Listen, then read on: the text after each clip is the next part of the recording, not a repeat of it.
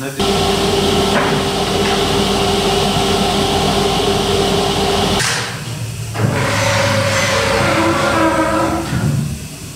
Şu an yatak odası satışında hemen hemen sıfır diyecek kadar yok. Sebebi hayat pahalılığından dolayı. Bizde etkileyen fiyat pahalılığıdır. Geçen sene biraz daha iyiydi ama bu sene bayağı yok. Durgunluk yaşıyor. Millet daha çok ikinci ele yönelme durumunda bu pahalılıktan dolayı.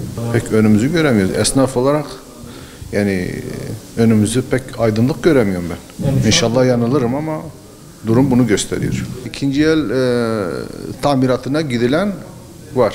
Yetkililere esnafları göz ardı etmemelerini, vergi yükünden biraz daha muaf tutulmaları, işçi bulmada sıkıntı yaşıyoruz. O yönden de bir el atılmasını istiyoruz. Geçen yıla nazaran bayağı durgunluk var.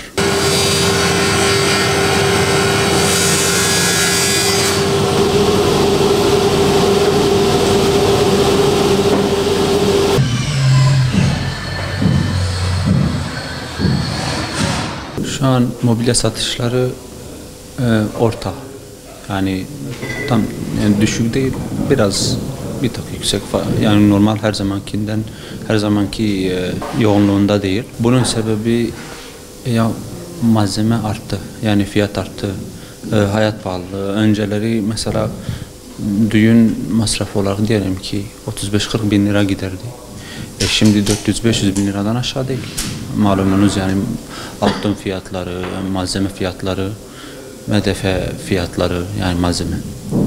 Bundan dolayı ikinci el kapak yenileme üzerinde mesela mutfak dolaplarında mutfak değişimi yerine kapak boyama mesela üzerinde bir yapıyoruz yani onları yapıyoruz, yenileme yapıyoruz. Sıfırı mesela değiştirmiyor mesela. Yani geçen seneye oranla yani malzeme fiyatları doğrusu eski yani 2 yıl öncesine göre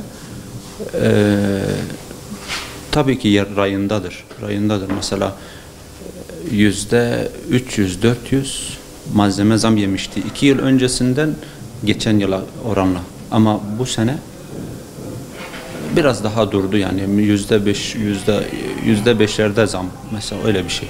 İnşallah piyasa durursa yani piyasa en azından yükselmesi durursa inşallah işler de açılır. Bugün 50 bin lira yatak odası takımı 50 bin lira civarındadır. Geçen sene 35 bin lira 40 bin lira aralığı. İkinci ele yönel mesela 20 bin liraya yatak odası var yani